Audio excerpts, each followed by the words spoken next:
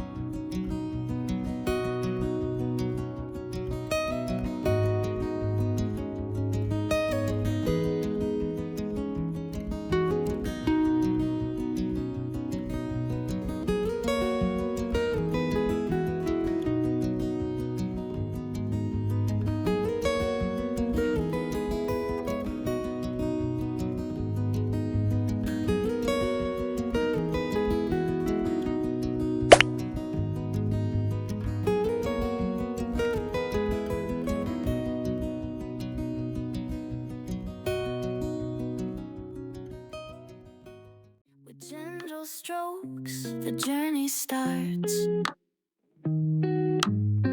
A canvas blooms from simple arts.